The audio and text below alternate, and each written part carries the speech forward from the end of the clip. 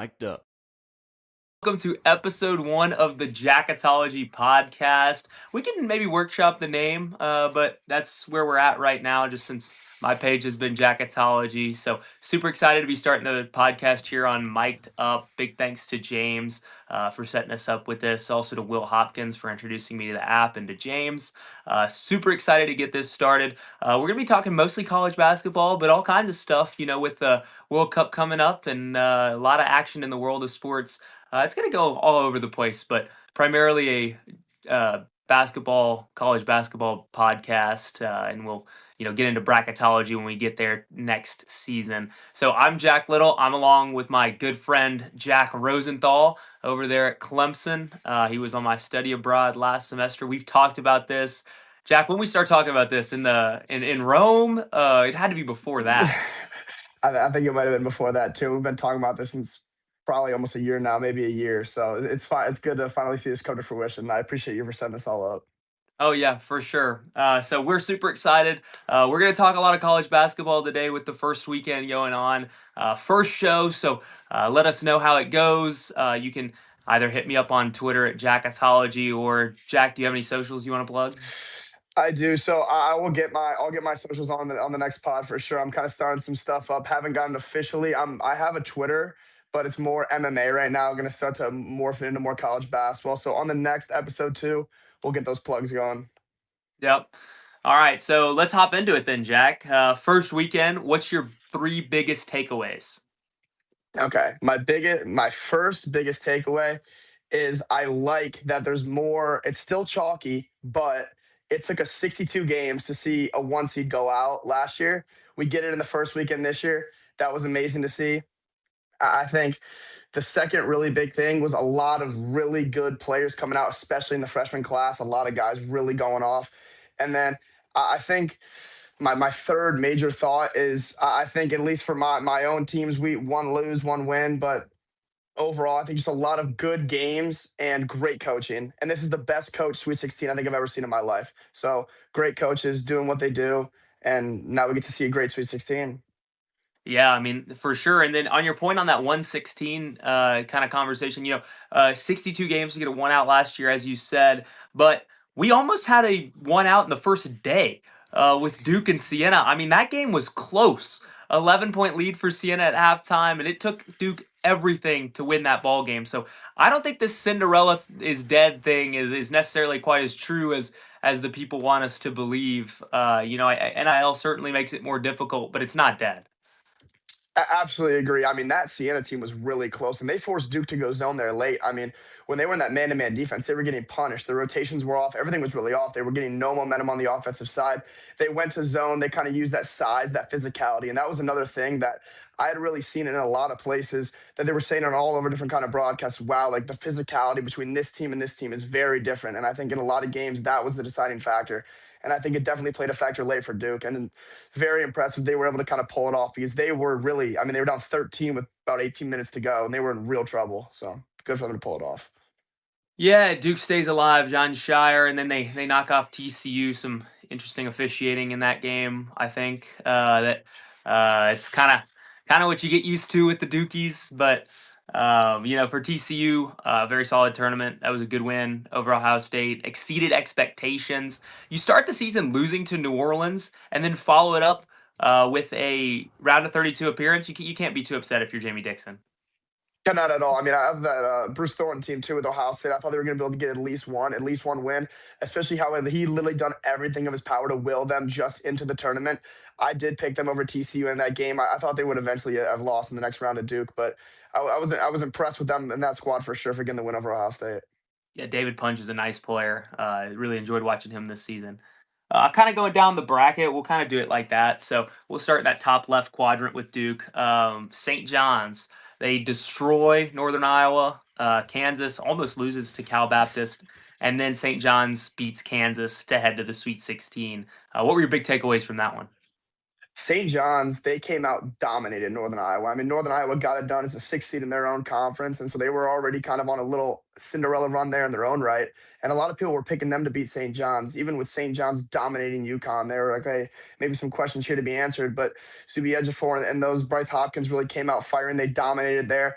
A little confusing on the Kansas game for sure. Cal Baptist did give them a good fight, and Kansas has always been weird all year with what's going to happen with DP with Peterson. I mean, who knows what's going to happen with that team? And I mean, I thought St. John's was going to come out and beat Kansas better than they did, and for about 36 minutes it looked that way. But Jayhawks came back, and then Darling calls his own number at the very end, and buzzer beater, fantastic game. So I mean, great little quadrant there for sure. Have you heard Dylan Darling's nickname? Bells, love it, Church absolutely love it, bells. They absolutely love come it. out The on church bells, Sunday. that's fantastic. That is absolutely fantastic. Yeah. St. John's, yes, they get the win over Kansas. I mean, Bill Self and Rick Pitino in the round of 32. What a matchup of legends. And you know, Patino at his age, I mean, what, he's 75? I mean, he's so old and he's still able to beat Bill Self, still able to put together a good team. This St. John's team, I watched them way back when they played against Kentucky and lost to Mark Pope in Atlanta. Jaden Quaintance did play that game for UK, which was certainly a factor. But for the most part, I mean, St. John's just, they couldn't shoot. They really didn't have an identity. They lost to Auburn this year, too. And then Rick Pitino somehow is able to get these teams who can't shoot and all they can do is play defense. He still gets them to win games. He gets them to beat Darren Peterson and Bill Self and gets them to the Sweet 16. I mean, Rick Pitino's just, he might be the best to ever do it, to be honest. If he hadn't gone to the NBA when he did, we may be talking about Rick Pitino the way that we talk about Coach K. I mean, he is right there with the best to ever do it. I absolutely agree. I mean, what he was able to do at Louisville and then coming back and doing it at Iona and then doing it again. He's done it at so many different places and the pure consistency that he brings out every year. And again, like you mentioned, with teams that can't shoot. And it kind of goes to show this whole region. I mean, a lot of teams. Tom Izzo does it with Michigan State. A lot of teams he's brought that can't really shoot. All they do is play defense. And a little bias here too, but I mean, Brad Brownell's done it with Clemson a couple times. Teams that legitimately have no outside shot, teams will make them shoot. And all of a sudden, you look at the score with 2 minutes left, and they're right there, or they're winning. So what he has done is very impressive, and I think he's finally now really getting his flowers because he had that whole thing with the scandal, with the championship being taken away, and that kind of took his name away for a little while. But him coming back now and putting this run together and giving them their first Sweet 16 this century, so he's been fantastic for them.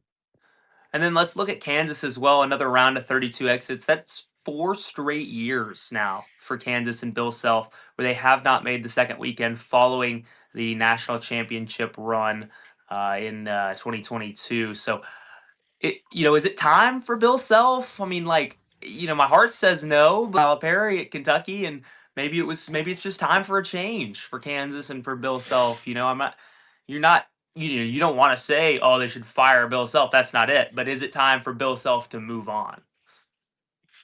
I think that's definitely a very interesting question. I think the recruiting aspect still is there, which definitely gives a bright spot for Jayhawk fans and the whole Jayhawk community that he can still really bring in those top players. I mean, Darren Peterson's a guy who I think will be good for the NBA for 15 years.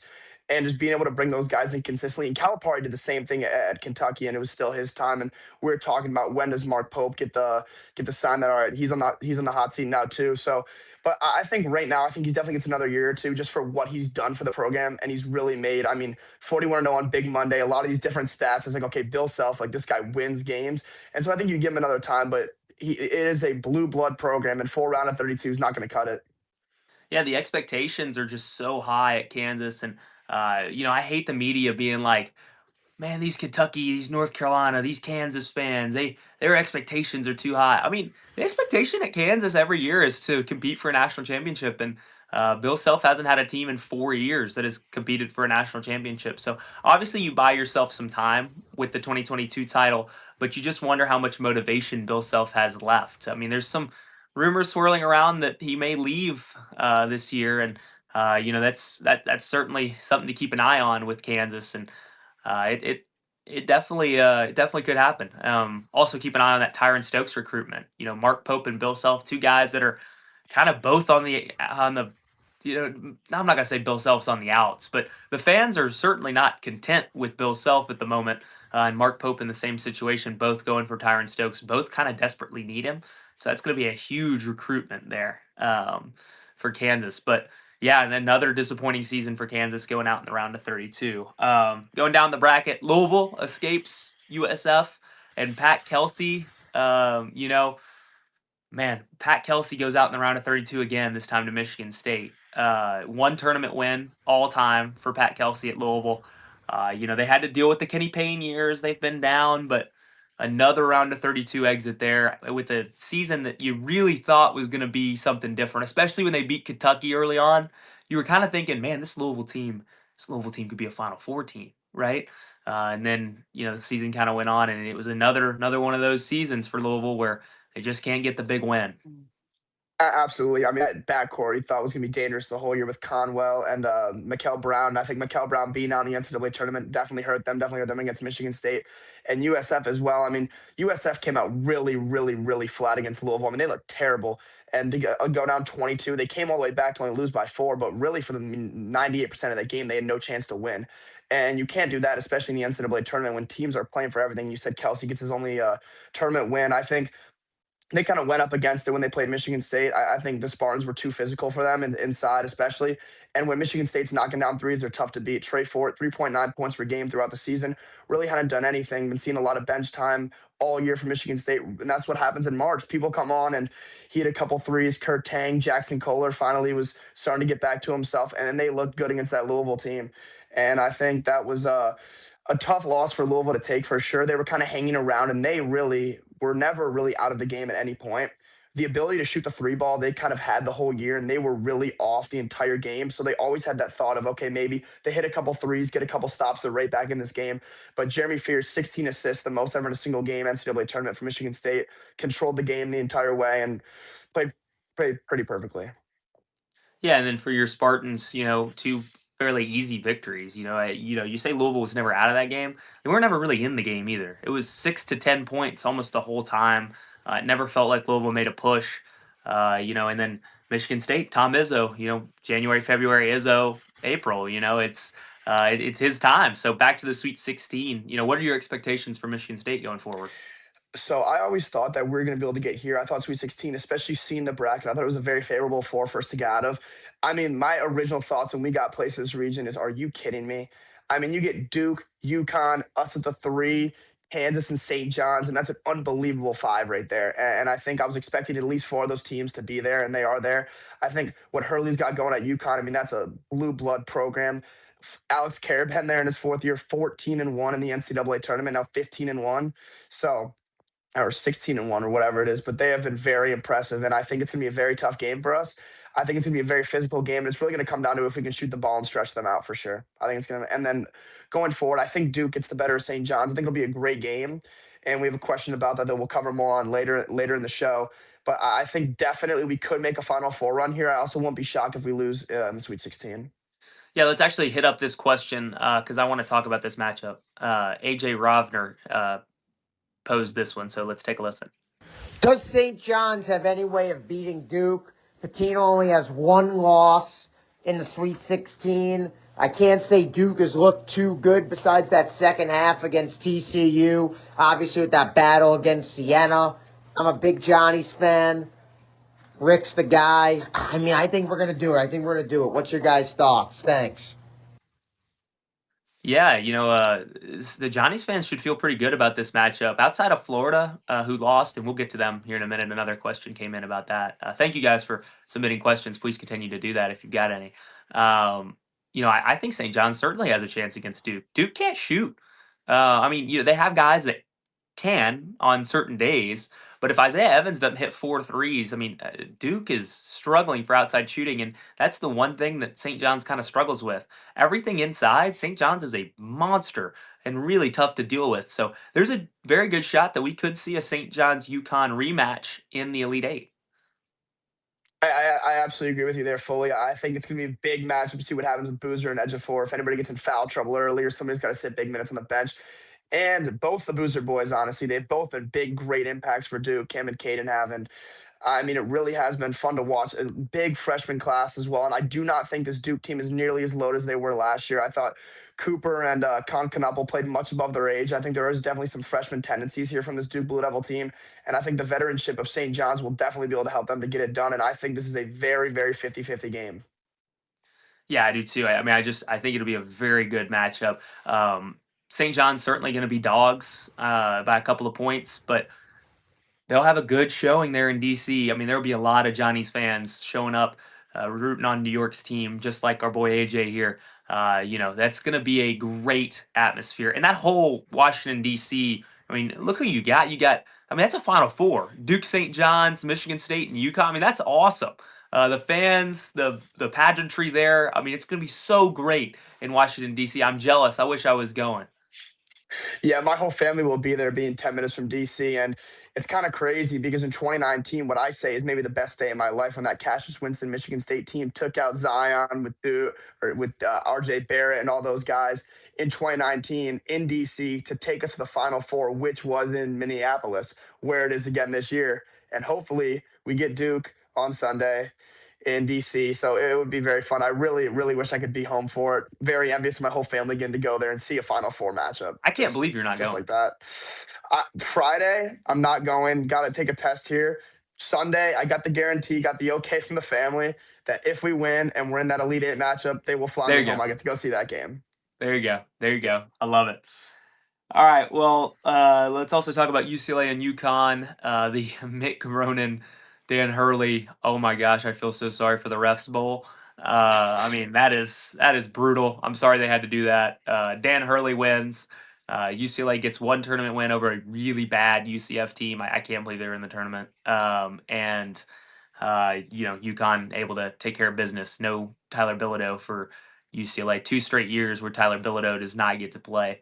How long do you think Mick Cronin has at UCLA? I think him getting that first initial run where they went from the first four to Final Four, I think that really gave him. I think when you get a big window or you get kind of like a 4 or 5 year window from there, I think this team was good. I think Donovan Dent really didn't turn it up. We didn't really ever really get to see the best version of this UCLA team.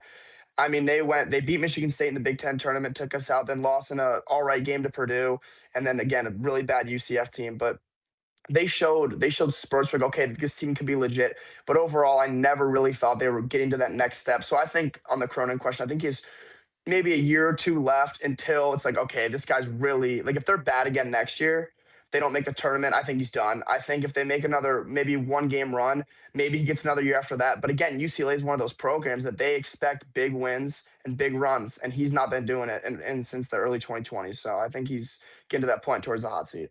And his behavior is some of the worst. I mean, he's complaining about the trips across the country. He's always in the news for the wrong reasons, and I feel like at some point he becomes a PR nightmare. And he's not winning enough games where you're like Dan Hurley can do whatever he wants. Dan Hurley's invincible. And Mick Cronin is not Dan Hurley, so clearly he lost to Dan Hurley.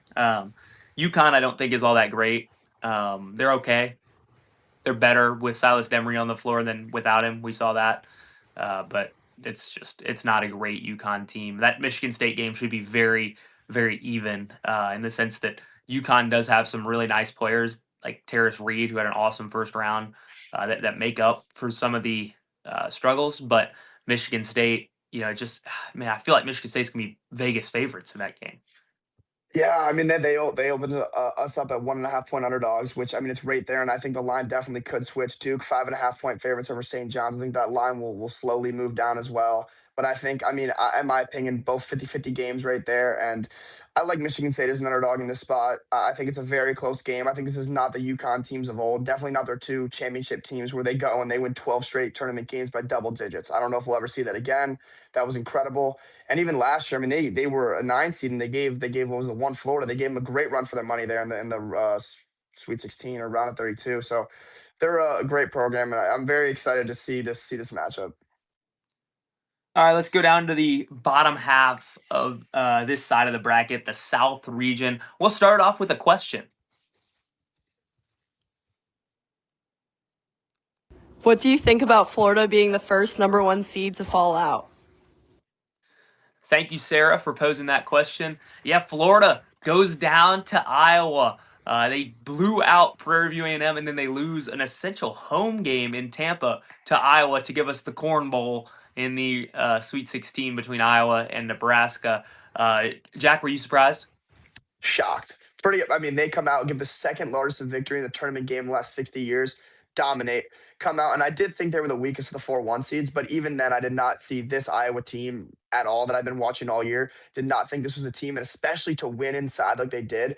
And they deserved to win that Florida game. I mean, Florida, it was not like Florida was up the whole game and Iowa came down and hit the three at the end. They were in that game the whole time. They controlled the pace of that game, they controlled the play of that game. And that was Iowa's game. And I'm happy that they deserved to win that game. They certainly did, and the fights were crazy. Fulgaris probably should have been ejected. Florida gets their Christian Laettner moment there with Fulgaris, and then I think Shinyulu should have been ejected for the barge into the back of the guy. I mean, that was crazy. Just a lot of emotions and tensions, and Ben McCollum and Todd Golden. I mean, it was a proper game, and it was a lot of fun to watch and to watch all that go on, and then Florida to get upset by Iowa, one of the great games of the tournament this year. But what did you think about Todd Golden saying he wanted to foul Bennett Sturts in a 2-point game? I mean, what? Surely he wasn't trying to foul. I mean, I don't understand that at all. And Bennett Sturts he's not better in his game. We see that 2 bad tournament games, but still, he is the best player. He's the heart and soul of that team, and they don't win anything without him. And so I think the fact that you're calling for a foul there, as well as to touch on both the coaches fighting, I've never seen anything like that in my life. I don't know if we ever will. I mean, they legitimately wanted to throw down in the middle of a March Madness game. Absolutely nuts. Absolutely nuts. Well, you're an MMA guy. I mean, who you got? Todd Golden or Ben Yeah. McCollum? I don't think Golden's got that dog in him. I think McCollum would take him out. I do. McCollum's outfit, the white shirt with a Yeah. tie, and then like the receding hairline. I mean, I think I gotta go Golden.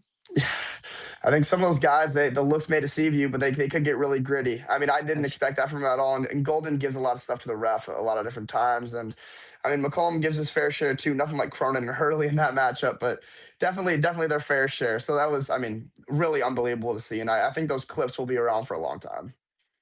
And then let's hop back to the first round matchup. Your Clemson Tigers go down to Iowa. One of the more disappointing games I've watched as a Clemson fan, for sure, especially being a student here. I mean, that was just a depressing 2 hours. And you knew, I mean, that was the lowest over under in a tournament game that had been in a long time.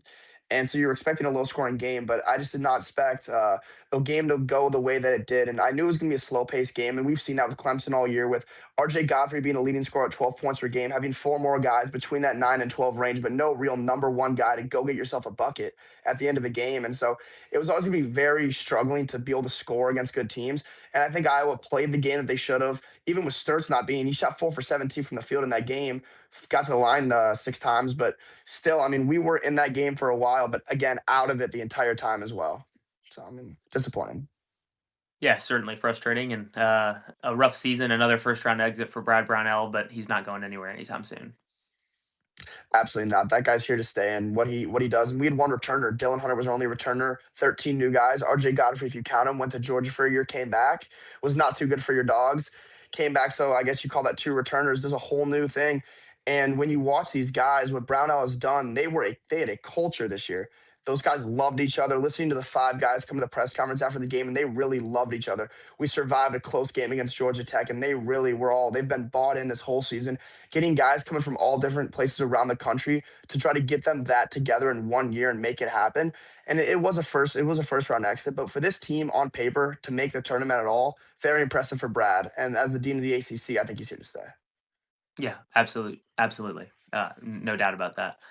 All right, now down to what was probably the game of the tournament, Nebraska and Vanderbilt. We'll get that one going with a question as well from our boy Colin. What's up, Jack and Jack? My question for you is, does Nebraska have a chance to make a legitimate title run, or were they just fortunate enough to play in front of a home crowd for the first 2 games?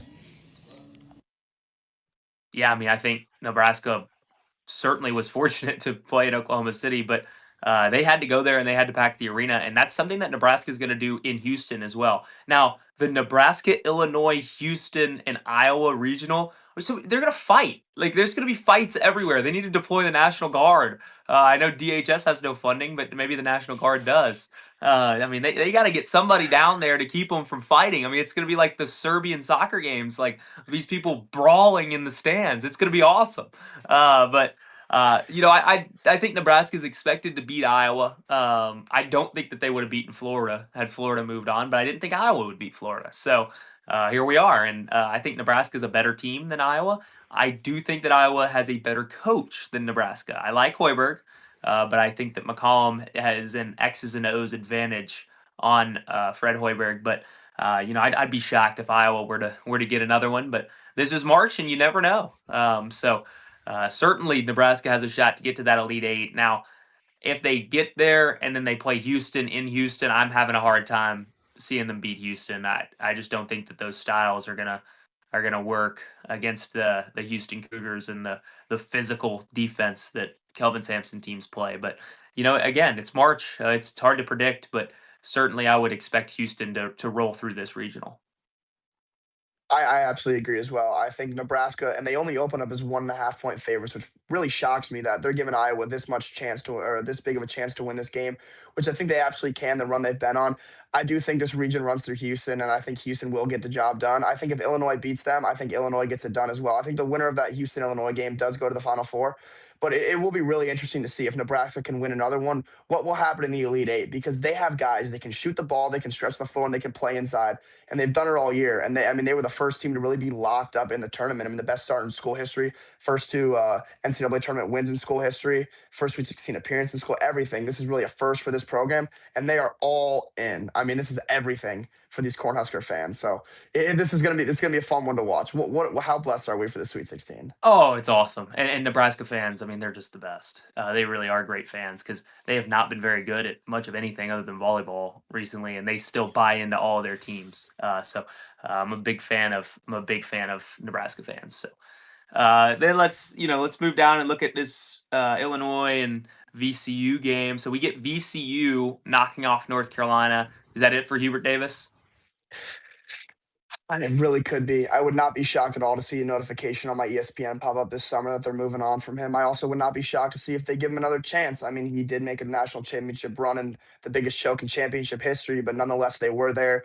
They had two signature wins against Coach Kane his last season. But I mean, that's history. That has not been the recent years, and they have not been good in a couple of years. So I think 1 year max. If they're bad again, he's gone. Would not be shocked though if he was gone this summer. Yeah, and people forget that Hubert was a 1 seed 1 year and was an ACC champion, won the regular season. So they did lose to Alabama and Nate Oates that year, but a very good Hubert year. He went to the Sweet 16. Now it's North Carolina. The expectations are way too high to miss the tournament and then be an 11 and then this year lose in the first round. I mean, 3 tournament wins in the last 4 years. That's just not good enough at North Carolina. And I think that this is the end of Hubert Davis. I think that we'll see that he's fired here shortly in the next couple of days. If you're North Carolina, who do you look to then? It's got to be Todd Golden as your first call. He's going to tell you no, and you call Nate Oates. Maybe. I don't know with Nate Oates, maybe. Certainly that Aiden Holloway stuff. We just got a question about that as well. We'll address that once we get down to Alabama. But Nate Oates, he's a guy that could totally leave for Chapel Hill, and then what? T.J. Otzelberger after that, and then once you get past there, it's probably not worth firing him. I agree. I think they might give TJ a big extension here at Iowa State for what he's doing for this program, but we'll see. I mean, that's a big job. You see, these jobs don't open up that often. And a North Carolina job in Chapel Hill, that's one of the most prestigious jobs in college basketball and all of college sports. The basketball job in Chapel Hill, and so I think there's going to be a lot of coaches that will be willing to leave, and I think Nate Oates is one of those coaches for sure. Yeah, I think if you get past those three, I'm sure Bubba Cunningham is making those calls right now, and has been trying to figure out who he can get if they were to move on from Hubert Davis. I think if you don't get one of those guys, I think you just give Hubert one more year, and then maybe try to go get Ben McCollum from Iowa next year. I don't think you could do that yet, but there's no names outside of a couple guys that I think are enticing enough to bring in. You can look at a lot of these schools that have hired guys, and they kind of get past their first 3 or 4 options and they haven't done very well. I mean, I'm hoping Mark Pope turns it around, but so far, Mark Pope was Kentucky's 5th option, and he's looked like a 5th option so far as a head coach. And at North Carolina, Sweet 16s and round of 32 exits, and that's not good enough. So they have to get a home run hire here with Hubert leaving, if that is to happen. And if not, you should just give Hubert another year. He's your guy. He's obviously a North Carolina guy. Everyone on his staff, North Carolina guy. All their wives, North Carolina. I mean, Wow. they don't go outside of the program often, so I'd be pretty surprised to see that happen. I absolutely agree with you on that for sure. I think keeping it in the program has been something that they've done very well over time. And with Rory kind of being like, all right, like this is our guy going forward. So I think he has more leeway because of that. And we'll see what happens going forward. Then A&M knocks off St. Mary's. Did you see Randy Bennett took the Arizona State job? I did see that. I did see that. Not too shocked about it. Not too shocked about it, but very very interesting nonetheless. And that game was, I mean, not what I expected really at all. I mean, I thought St. Mary's was better than they showed. I didn't think they were ever a great team. I did pick A&M to win. Unfortunately, not in my bracket and my real bracket. Of course, the one bracket that I really submit, I was always the one that doesn't do good at all. It's just classic. But yeah, I mean, that game was slower game. I mean, that's usually not really. I mean, that's kind of how St. Mary's is, but was not the most entertaining game, and was not too shocked with the result. Yeah, Bucky Ball just bothered St. Mary's, and I don't think that they were a very good team this year. They were pretty fortunate to have beaten Gonzaga, because if not, they would have been a bubble team. And they did beat Gonzaga. They were never going to lose the last Gonzaga St. Mary's game in Moraga. They were never going to lose, and so they got that win, which was an emotional game. But if they didn't win that one, I don't even think they would have made the tournament, especially with the two losses to Santa Clara, who obviously was a better team than they were. And then you look at Houston. Houston obviously rolls through that. Houston's maybe the best team remaining in the tournament. Them and Arizona have looked the most dominant. I absolutely agree with you. I think Houston, I think you hit it on the head right there. I think Houston and Arizona are definitely the two most complete teams, go all the way down. They can play, they can defend, they can shoot the ball, they can score it from wherever. And I think that really, and they're both very well coached. I think those are two very dangerous programs. I mean, Sampson is one of the best coaches I've ever seen. The play he drew up against Purdue on the baseline last year to get the easy layup for the win, different X's and O's that he really does take and dominates other people, and the way he's able to apply pressure with his defense and have an unbelievable freshman like Kingston Flemings who can flat out score 45 points. I mean, that guy's unbelievable. Let's take it out to the West region now. We'll go a little quicker on this backside. Let's do Arizona it. walks through Long Island, and then Utah State gave them some trouble, but they'll move on to the Sweet 16. They're the tournament favorites. Utah State gets the win over Villanova. Jared Calhoun leaves for Cincinnati. Yeah, very. That was an interesting game too. Big Utah State guy. I have a hometown friend that plays for them there. That was pretty exciting to see them get that win there. I didn't think they were ever able to really give anything to Arizona. I think Arizona's just too dominant, too complete, too physical, and I think that's what you'll see kind of going forward. I think this Arkansas game will be a good game. I think we'll see what Acuff can do, but I think overall the physicality from Arizona down inside, Krivas rebounding machine. I think it's going to be hard. It's going to be very difficult. And then, let's look at Wisconsin and High Point, and that's where I want to pose this question from our good friend Alex Taylor. I'm wondering if you think that with the growth of NIL, that Cinderella stories are going to be a thing of the past. AT bringing the heat. What do you think, Jack? That's our guy right there. Great friend of the show. I think overall, I don't think it's dead. I think what you're going to see a lot of is these kind of high point, a lot of the less of these losses going forward. Here's a stat for you right here. Going overall in history, there have never been the spread of games with 13 to 16 seeds have never been greater than 10 between all the seeds. There's always been a single digit spread. This year, the lowest was 13 and a half points. So there has been a wider margin in what they believe between the 13s and the 4s and so on has been bigger now than it ever has been in history. And I don't think that really changes unless the NCAA fixes something. But I mean, this high point game, they were not nearly as talented as Wisconsin. It's not like a Texas or Iowa who has players who can maybe be pro ready players who are legit transfer guys who can play. This is a high point team. Chase Johnson, he had that was his first 2 point field goal the entire season. It's a layup to beat Wisconsin. I mean, that's March right there. That's what you live for. You live for that kind of stuff. So AT, great question. I think it's a yes and no answer. I think less than before. I don't think you'll ever see a 15 seed to the Elite Eight, anything like that anymore. But I think you'll definitely see some games like this going forward. Well, the other part of it is the expectations after the 3 years that we had between 2022 and 2024. Those seasons were ridiculous. like the Jack Golke game, St. Peter's going to the Elite Eight, Princeton to the Sweet 16, Oral Roberts. I mean, that's not something we've ever seen before. Maybe Florida Gulf Coast one time we saw, but that run is just unparalleled, and we're never going to see that again. And expecting to see that every year is unrealistic. That's unrealistic. And then we saw the 116 twice. We almost saw it this year. Everyone's going to say, "Oh, NIL, NIL." Well, Sienna's one sub away from beating Duke. I mean, it's not as wide as you think it is. And then High Point had Arkansas on the ropes. If Acuff doesn't stick that three, High Point would have had a very good shot to win. Johnston missed three wide open looks. Jack Golke did not miss those looks against Kentucky, which is why Oakland was able to win that game and why John Calipari's at Arkansas. But you look at that High Point Arkansas game, it very easily could have been High Point in the Sweet 16, and this conversation would be completely dead. So I think that there's certainly some validity to it, but there's not a ton. I absolutely agree with that. Now moving on, Texas to the Sweet 16 over Gonzaga. Is Texas a Cinderella, Jack? No, no. I think this is definitely a surprising run for sure.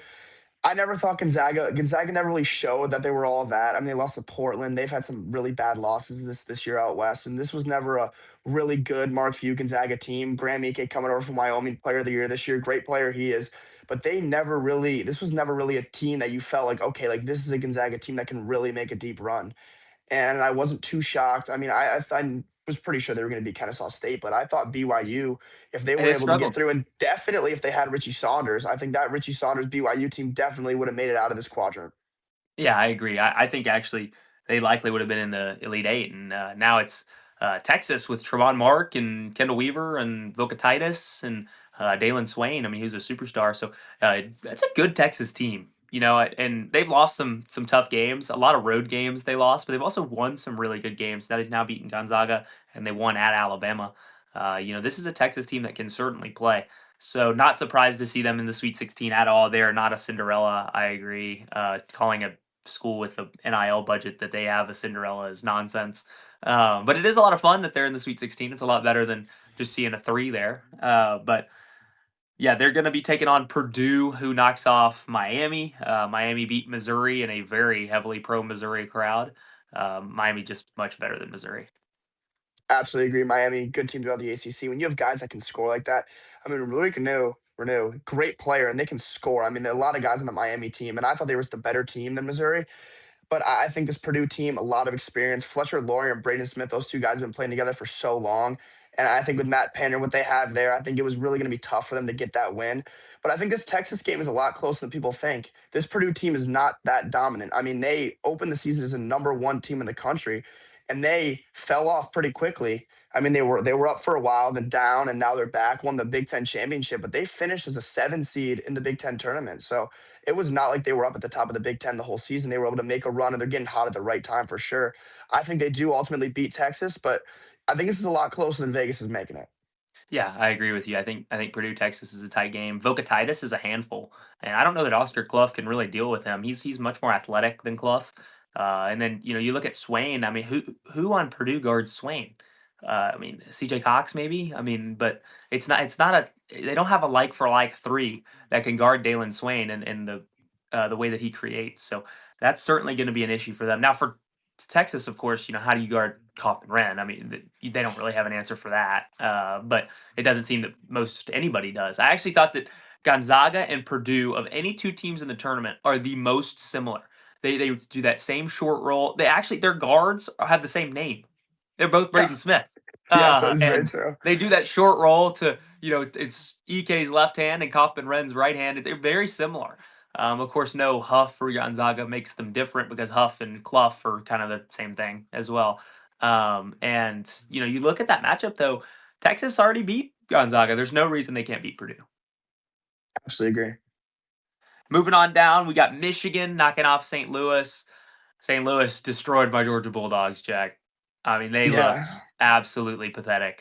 Will Hopkins has a great podcast talking about the Georgia end of the season.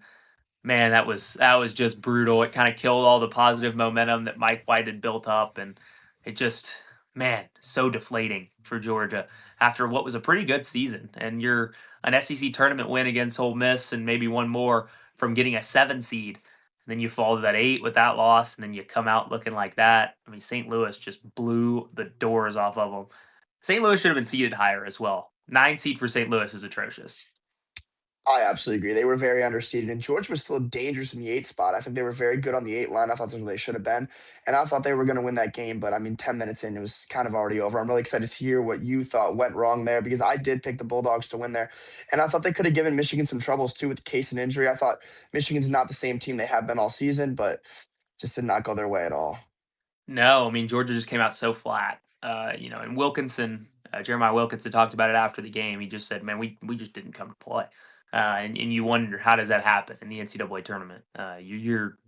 Especially a year after getting blown out in the exact same way in the exact same game in the same spot on the bracket, you get blown out by Gonzaga, and then again this year you just don't show up at all. It's just really frustrating, and it makes you wonder whether Georgia basketball can ever kind of break the barrier. You look at I really compare it to Mississippi State and Chris Jans there for a few years. It felt like they were an 8 seed, a 7 seed, a 9 seed, a 10 seed, like 4 or 5 years in a row. They just never won a tournament game, and then they kind of faded back away into obscurity.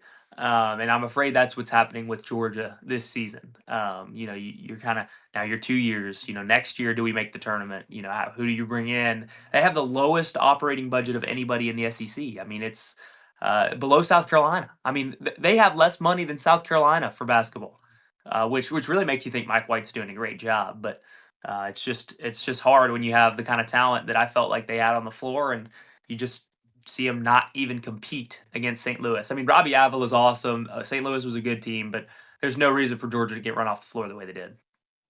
Absolutely agree. I think it's one of the most frustrating things in basketball, especially as a fan of a team, to see a team that puts out good talent just come out so flat and just get absolutely destroyed, never really have a pulse in the game. It's one thing when you're your team, you don't have too much talent. You're like, okay, we can make a run here. When Clemson made the Elite Eight run a few years ago, that team was pretty good. I mean, we had PJ Hall and Ian Shefflin, but this was not like a national contending team. I thought they were maybe going to win a game, losing the round of 32. Them going to the Elite Eight was like, okay, this is a great run, but this is not the talent to win. I thought Georgia, again, decently talented team, not the best talent, but definitely more than they showed. Yeah, completely agree.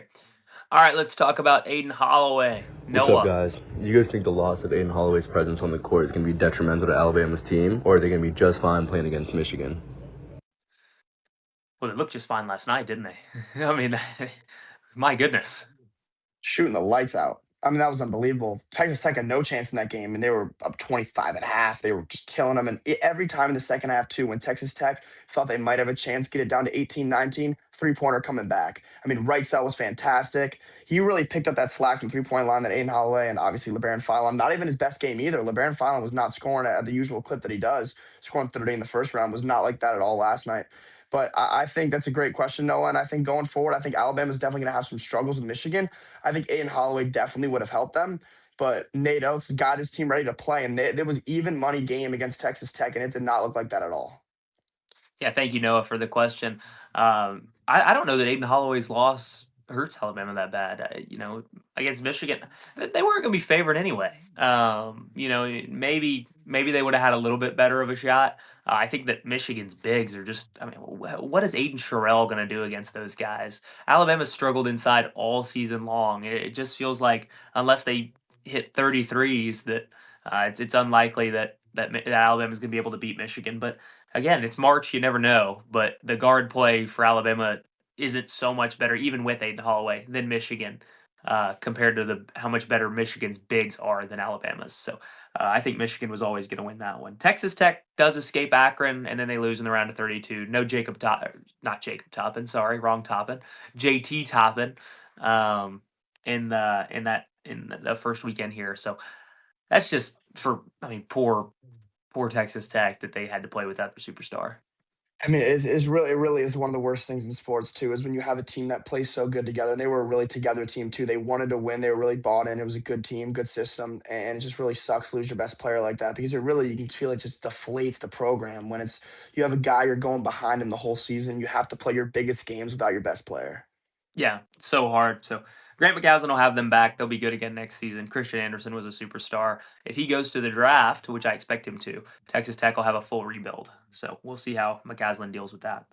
Now down to this next quadrant. Tennessee destroys Miami of Ohio and then beats Virginia to head to the Sweet 16. Rick Barnes back in the Sweet 16. We had this in our survivor pool.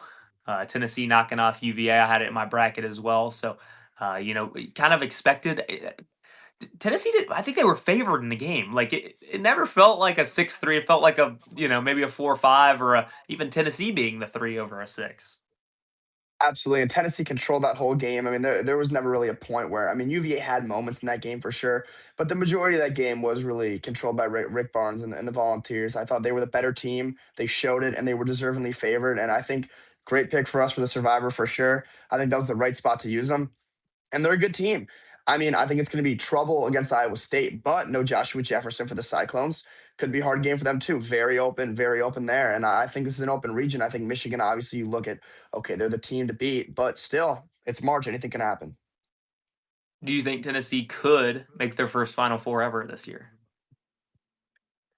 I think there's definitely a chance. I just don't think they're talented enough, to be honest. I think you look at that Michigan roster, even the Iowa State, I just think, and especially down low too. I mean, they got out rebounded against Virginia. If they're getting out rebounded against Virginia, I think Michigan is going to have a field day down there. I mean, Mara, big Michigan State guy, I do not like. I mean, they're hard. They're hard to like, especially as a Spartan fan. But I have respect them, and they are one of the best put together college basketball rosters I've seen in a long time, and they play for each other and they play hard and they play fast and they can score and they dominate inside. And so, do I think Tennessee's going to make the Final Four? I do not. I think it's going to be the Wolverines. Yeah, I don't either. And I actually don't even think that they're going to beat Iowa State, whether Jefferson plays or not. We'll get to Iowa State here in a second.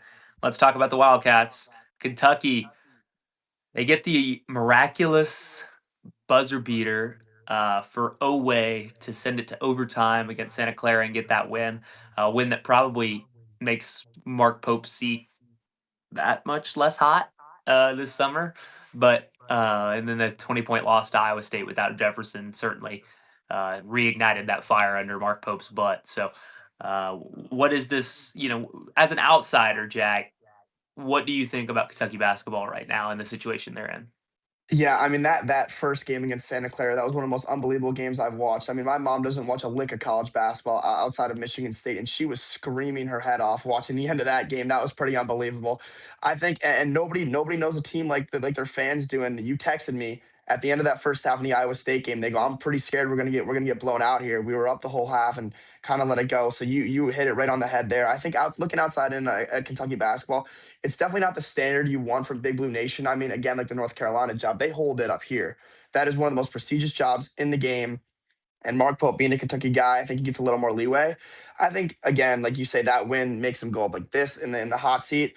I think he gets another year. I think after a year, if they're not winning games, I mean, I think definitely got to be above the 7 line. But I mean, if they're not in that upper echelon, I think it's going to be time for him to go. Yeah, you look at 14 losses this season. If Mark Pope loses 10 plus games again next year, even if we're a 3 or a 4 and we make it to the second, maybe Sweet 16, there's still gonna be some calls for him to get fired, and this is gonna be a huge summer for Mark Pope and his future. And it sounds like some of the assistants may be leaving as well. So if Mark Pope is gonna do it, he's got to do it this year. If not, Kentucky's gonna be looking for a new head coach next season. Absolutely agree. And let's finish it out with Iowa State. How impressive! I mean, the defense and the will. You go down 12 without your best player to a blue blood. You could have just quit. But TJ Otzelberger and his teams do not quit. And you saw it. Taman Lipsey was not losing like that. He was awesome. Milan Momcilovic had a great second half. And then Iowa State's heading to the Sweet 16 to play Tennessee. Kentucky beat Tennessee twice. I mean, they've got to be feeling really good about playing Tennessee in the Sweet 16. Pretty unbelievable. And if you were to tell this Iowa State team, their fans, and really everybody, that if you're going to lose Joshua Jefferson 2.5 minutes into your first tournament game, and you're going to be sitting here favorites to go to the Elite Eight, you'd be pretty happy. Now, this has been a program all year where they had great expectations. They got up to, I think, number 2 in the country. They got to as high. They've been good all year. But I mean, with Mom Chilovich and all those guys in Lefsey, like they play hard and they really can shoot the ball. And I think they're going to cause problems for Tennessee on the perimeter for sure. And I think it's going to be a very interesting game. But I do think the Cyclones are going to take it down convincingly. I've got the Cyclones as well. So that wraps it up for us here on the first episode of the Jacketology podcast. And how much fun this was, Jack. I loved it. I can't wait to do more of these. Great bracket breakdown here. Thank you to everybody who submitted a question or who is watching right now. Super excited to continue to plug this, and it'll be on my Instagram and Twitter on Jacketology. I'll kind of clip some things up and post them on there. And Jack's got his own stuff. We'll start plugging that in the days to come. And first podcast done. Please let us know what you thought. If you got my number, just send me a text and tell me what you think and how we can improve it and all that kind of stuff. So thank you so much for tuning in, and that'll do it for today's episode of the Jacketology podcast. Fantastic.